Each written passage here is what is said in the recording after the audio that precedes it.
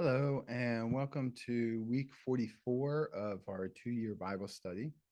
We pick up again in First Chronicles chapter 23, where there we're seeing transition between David and Solomon's um, um, reign. And doing so, David is still preparing for the temple. And so there's a listing of the Levites and the divisions of the Levites. Verses 9 and 10 have two Shimeis. They are probably two different Shimeis, much like, sometimes names carry themselves across generations. In our genealogies, the same thing would happen in that day. There's also a bit of an age difference in that the Levites are 30 years old or more, counted in verse 3. And then in verse 24, it talks about the workers that were 20 years old or more who served in the temple. And the age differences were probably different age requirements by different forms of service. You could work in general in the temple area if you're 20 years old, but for specific roles, you probably need to wait until you're 30. And so this chapter is important because it indicates those who are able to serve in the temple once it's been built by Solomon. And then there is a division of priests here. And again, this is important because these are how leaders were selected, which sets the standard for post exile. You remember that we've said many times that the chronicler, the writer of First and Second Chronicles, is not so concerned about the past as much as how does the past reestablish Israel and the temple going forward after the exile. And so having these genealogies would help because then people would need to prove that they're part of these genealogies in order to indicate that they could serve in the temple or as priests.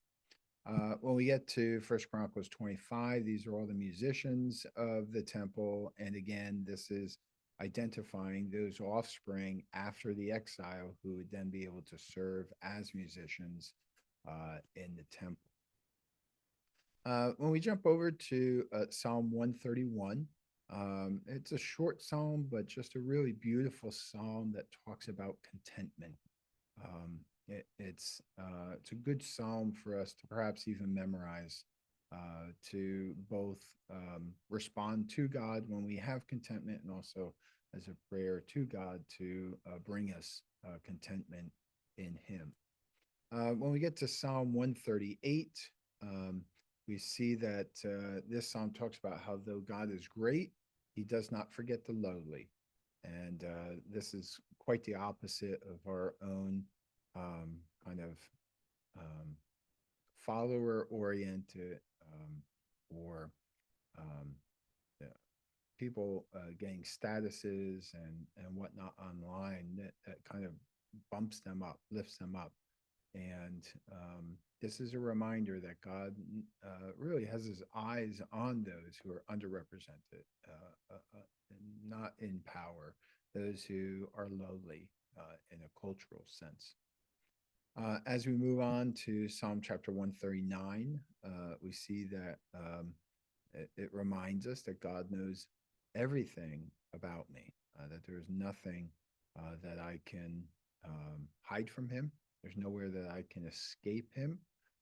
Even if I go into the darkness, in verse 11, if I say, surely the darkness will hide me and the light will become night around me, even the darkness will not be dark to you. The night will shine like the day, for darkness is as light to you. I think that because David has already talked about the wings of the dawn, that he's not necessarily talking about light and dark in terms of night or day. I think he's talking about sinfulness here, saying that even if I uh, go into sinfulness and would want that sinfulness to hide me, that even God is there. Even the darkness is not dark to God. He knows. And the night shines like the day, and he still sees us, and he does not. Um, we can't. He knows everything about us, but we can't escape him. And so, this means that God has his attention on all of life, and therefore all life is valuable to God. because he created us. He is the one who designed us. We are each unique masterpieces of his creative hands. And so the psalm finishes by a cry to God to keep my life from evil and sin. God knows everything about me. I cannot escape him, and yet still my life is valuable to him. And so our proper response is to cry out and ask God to keep our lives from evil and sin. When we move forward to Psalm 143, we hear a psalm of a cry for God in a time of distress. And again, this is a great psalm to frame those prayers when we find ourselves in times of distress. And God has given us the words to be able to say to him in a psalm like this. When we get to Psalm 144, we see that when God is our Lord, our future is certain. And I think this really does tie in with Psalm 143. So sometimes in the midst of our distress, we might become hopeless about the future. The future doesn't seem certain. We're not sure that everything's going to be made right tomorrow. But when God is our Lord, our future is certain. And so therefore, we have hope in him. In Psalm 145, another Psalm of David, um, and he talks about, he starts out, I will exalt you, my God, the King. I suspect that perhaps David's respect for the royal position, he had a deep respect for Saul, even though Saul did not show him respect. David had respect for the fact that he was king. He understood that that was a very unique position to be in. And also, as we're going to see in a bit, his choosing of Solomon to be king is very purposeful. I think David's respect for the royal position is his recognition of God as our king.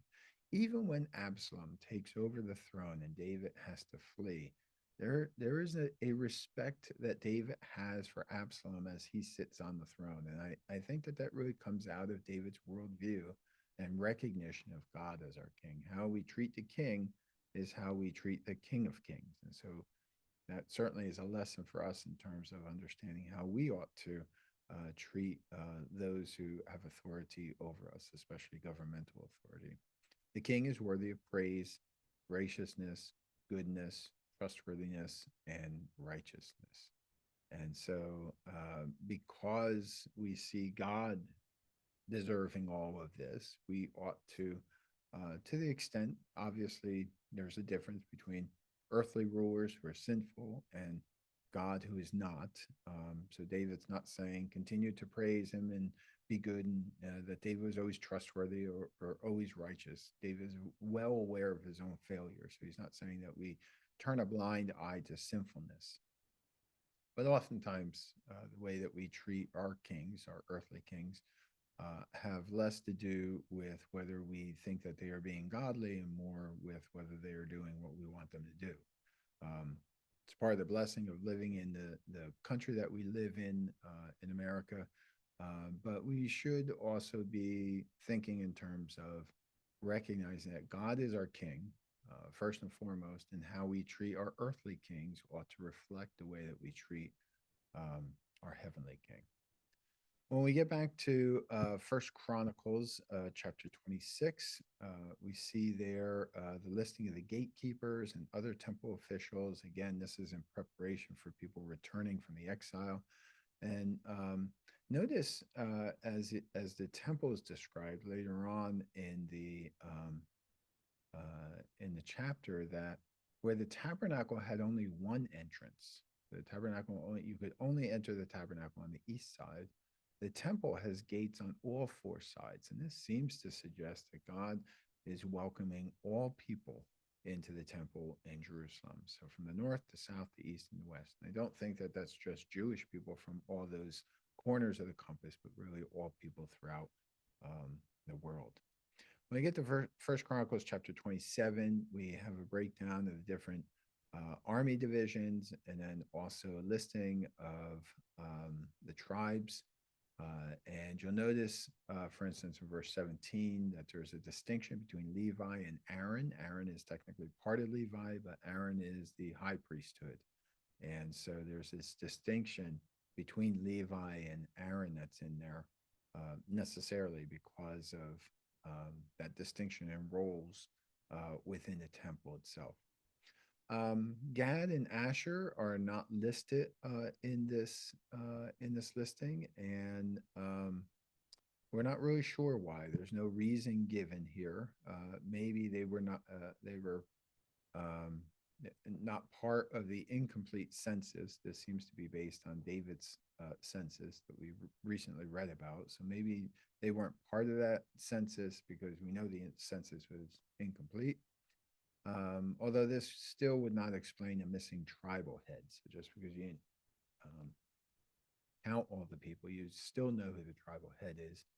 Maybe at this point, Gad and Asher, or at least during this particular time frame, had been subsumed into other tribes. Um, but I think probably more likely is that throughout the listing of the tribes or the people, there's always a strong preference for 12. And this is throughout really Israel's listings and structuring, not just of the tribes, but in other areas. 12 is a kind of a base or a foundation number for their culture because of the 12 tribes of Israel. And the 12 in this listing is maintained due to the inclusion of Levi and Aaron. So Levi is a tribe of Judah, but it's not normally listed amongst the 12 tribes because the 12 tribes are based upon the land allotment. And you'll remember that Levi did not get any land.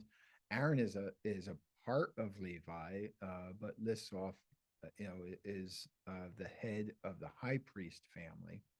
And so I think because this listing includes Levi and Aaron, two others in a Jewish thinking during this time, two others would need to come out so that they could maintain that numbering of 12. And so I think Gad and Asher are removed, not because Gad and Asher aren't around, not because they haven't been included in the census, not because they've been subsumed into other tribes, but simply this is a common structuring function within the culture that they have listings of 12. And finally, at the end of this chapter, we have David's overseers listed. And again, all of this, just so that we're reminded, is being done by the chronicler because the chronicler wants to establish how Israel reestablishes itself as it returns from the exile. Who's going to have these different types of positions? And it's going to be the offspring. And so if you can prove you are part of this offspring, then you are able to get these different positions.